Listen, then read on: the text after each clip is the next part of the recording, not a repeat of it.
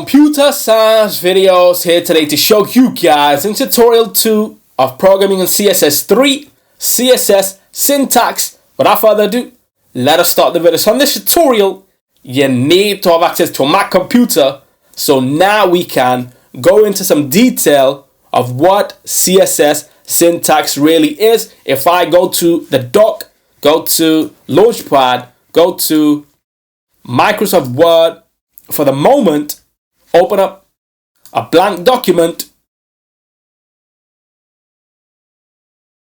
increase the size of the document itself, and then type H1. You'll see why I'm doing this in a moment. Curly brace, color,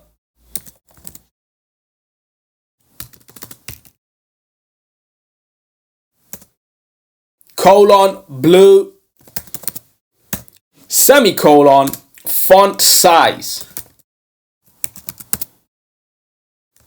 colon, 12 pixels, semicolon, end with curly brace.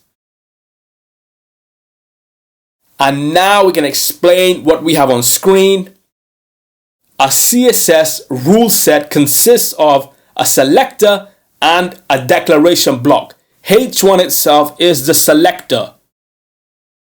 And then after that, we have all the declaration, which is highlighted now on screen.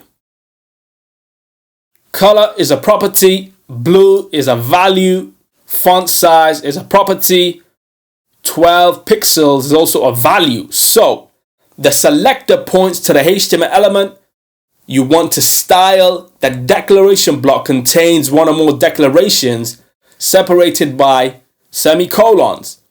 Each declaration includes a CSS property name and a value separated by a colon.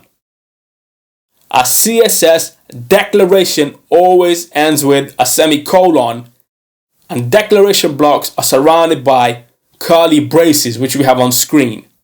And now it's time to run an example. So if we save the file on screen to the desktop,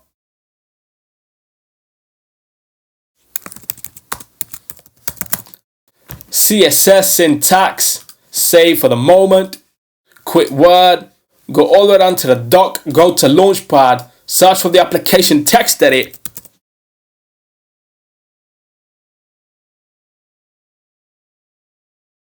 and then save the file name. Go to Documents, My YouTube channel, create a folder called CSS3,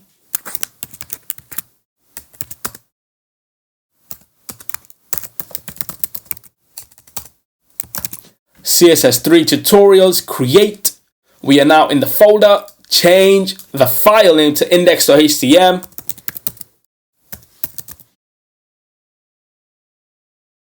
Save, yes, use.html. And now increase the size of the text edit file. Increase the font size, less than exclamation mark, doc type,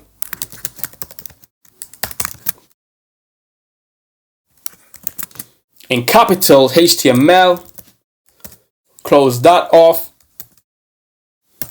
HTML, HTML again. Within this, we need a head, a body.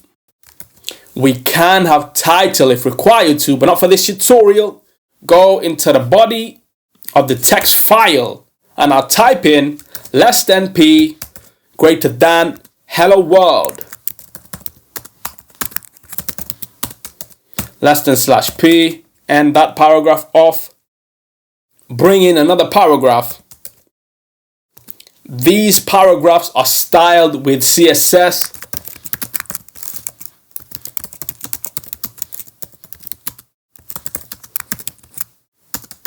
Less than slash P, close that off. And now within head, we need style. We can have external style sheets, but for the moment, we'll just keep it within one file. Less than style, greater than, less than slash style, greater than. Within style, we need P, curly brace, new line, color red.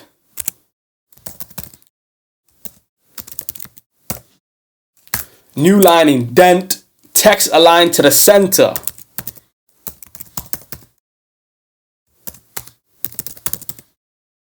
Semicolon, close that off with a curly brace. Command S to save. Go all the way down to the dock. Go to Finder, Documents, My YouTube Channel, CSS3 is what we are searching for. And then double click on index.htm. And this is what we see after we decrease the size of the web page, decrease the size of the text edit files. We can then work on both files on Windows simultaneously. Hello world, these paragraphs are styled with CSS. All this happened with good CSS coding. If we were to remove the CSS, Command S to save, go back to the web browser, right click, reload the page. What happens? No CSS, no styling. Go back to the index.html file, Command Z, save, go back to the web browser, right click, reload the page. This is what we have. This is all with CSS, cascading style sheets. Well, we know that P itself is a selector in CSS. It points to the HTML element you want to style. So this is the P, which is a selector. Color is a property, and the red is a property value. Text align is a property, and center is a property value.